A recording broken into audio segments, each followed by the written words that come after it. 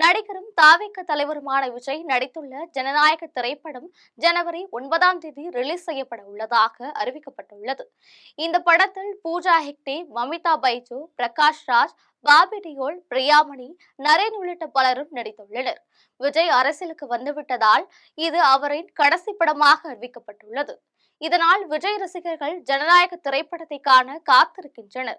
இந்த படத்தின் ரிலீஸுக்கு இன்னும் 2 நாட்கள் மட்டுமே இருக்கும் நிலையில் இதுவரை தணிக்கை சான்று அளிக்கப்படவில்லை. தணிக்கை சான்றுக்கு தாமதமாகி வருவதால் தயாரிப்பு நிறுவனம் சென்னை உயர்நீதிமன்றத்தை நாடியிருக்கிறது.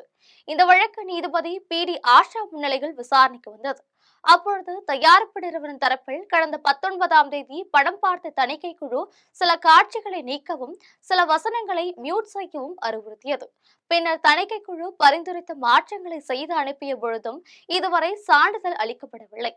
ஜனநாயக படத்திற்கு யுஏ சான்றுக்கு பரிந்துரைத்த நிலைகள் தணிக்கை சான்று குறித்து முடிவெடுக்க மறு ஆய்வுக்காக தணிக்கை வாரியத்திற்கு அனுப்பி வைக்கப்பட்டது. ஆனால் படத்தில் மத உணர்வை புண்படுத்தும் காட்சிகள் உள்ளதாக தெரிவித்து சான்றிதழ் வழங்கப்படாமல் உள்ளது என தெரிவிக்கப்பட்டது. அப்பொழுது ஆஜரான மத்திய அரசு வழக்கறிஞர், ஜனநாயக ரிலீஸ் தேதியை நிர்ணயித்தாலும் நாங்கள் சட்டப்படிதான் செல்ல முடியும் என்று வாதிட்டார். இதனை கேட்டுக்கொண்ட நீதிபதி, ஜனநாயக படத்தின் ரிலீஸை ஏன் ஜனவரி 10ஆம் தேதிக்கு தள்ளி வைக்க கூடாது, தை பிறந்தால் வழி பிறக்கும் என்று கேள்வி எழுப்பினார். இதையடுத்து சென்னை உயர்நீதிமன்றம் மத உணர்வை புண்படுத்தும் காட்சிகள் தொடர்பான புகாரை தாக்கல் செய்ய உத்தரவிட்டு வழக்கின் விசாரணையை நாளைக்கு ஒத்திவைக்கப்பட்டது.